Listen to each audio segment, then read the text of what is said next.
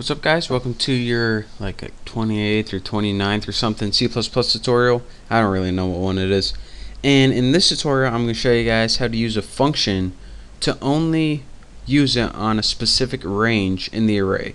So for example, I know that sounds confusing, but in the last couple of tutorials we talked about using a function like to sum up all the elements in the array. But what if there are like 10 elements in your array and you only wanted to sum up elements 2, 3, and 4? Or you only want to sum up the elements the first one through the fifth one. Well, we don't really know how to work with array ranges yet, but in this tutorial you'll know how to. So the most common and most widely used approach to this is by passing two pointers into a function. One pointer points to the beginning of the array and one pointer points to the end of the array or the range that you want to use. So since I told you guys you need a function using two pointers, let's go ahead and build a function using two pointers. So I'm going to call my function sum, since that's what it's going to do. So go ahead and put int sum, and as your parameters write constant, and then go ahead and write int, since it's going to be integers we're talking about, pointer begin, and do this exact same thing, and this is going to be the beginning value or where you want to start in your array. And then go ahead and write const again, int, since again we're going to be working with integers, pointer, and just go right ahead and write end or something like that. Now let's go ahead and build the body of it, because we're bodybuilders. Get it? That's what I thought. So go ahead and write const, and we need one last pointer. So go ahead and I'm going to name mine pointer, and now we need a variable to hold the sum of all these elements. We already made our function called sum, so I'm going to name mine total. So int total, and make sure you start out at 0, because, you know, why wouldn't you? And now let's go ahead and build the loop to loop through the elements in the array. So let's go ahead and make a for loop, and it's going to start, and just go ahead and press pointer equals begin, and then where do you want to end it? Pointer not equal to end, and then we just want to loop through one at a time. So pointer plus plus. So now we can go ahead and build body for this, and you can add your colons if you want. I always do, just because I'm just addicted to them. So now we have that total variable, and what we want to do is each time it goes through the loop, we want to take the value of that pointer, which is just going to be the value of the elements. I'm just making it a pointer because, well, you're going to have to learn pointers sometime, so why not now? And it's just going to add it to that value of total. So if the first value is 2, it's going to add 2 to total. If the next one's 4, the total is now going to be 6. If the next one's 4, it's now going to be 10. Got it? Good. And now we need to return total, of course. We need to return our answer. We could name that answer, but, well, too late. Now we need to go ahead and prototype this function, so just copy it and put it at the top, paste. So now we have a function built that takes the beginning element of an array and the end one, and it adds up the sum, or sums the numbers. So here's what it pretty much does.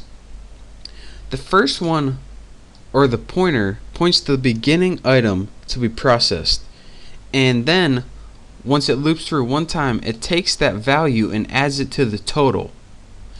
And then what this one does right here, this plus plus, it just increments through the loop, causing it to point to the next element until it finally gets to the end.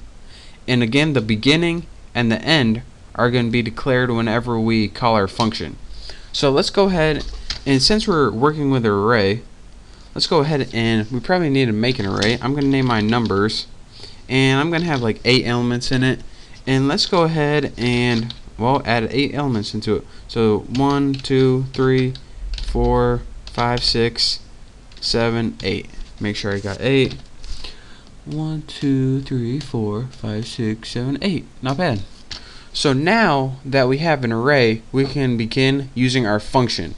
So let's go ahead and I'm just going to make a variable. I'm going to name my value. This is actually the sum, but I can't name sum because that's what our function was called. So int value equals the sum, and now we need to pass it the beginning and ending locations of our array. So numbers, that'll start at the beginning, and numbers plus 8 will go one past the ending one.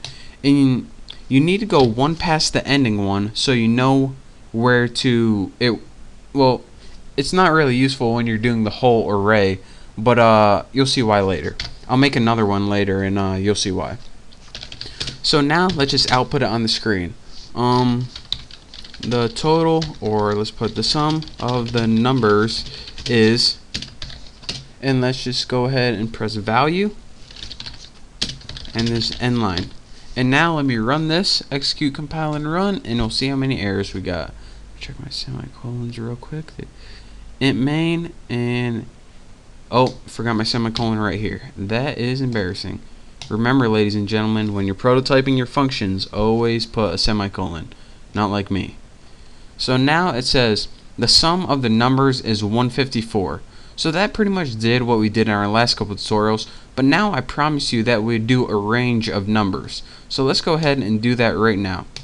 So let's go ahead and say, instead of the value of this entire thing, let's go ahead and put the first two.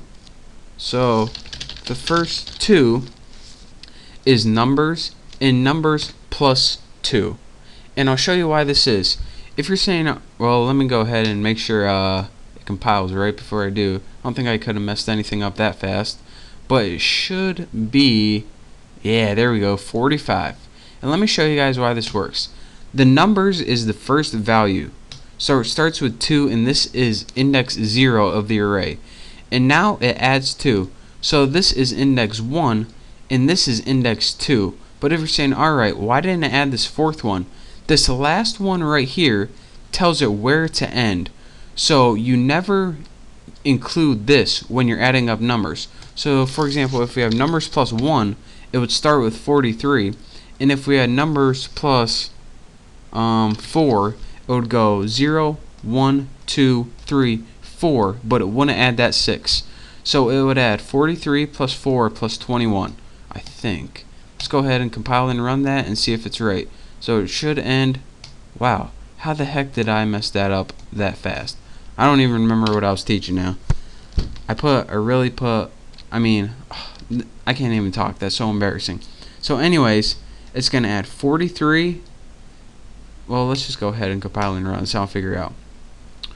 0, 1, 2, 3, 4, so it's not going to add the 6, so it should end in an 8, right there. So it adds 43 plus 4 plus 21.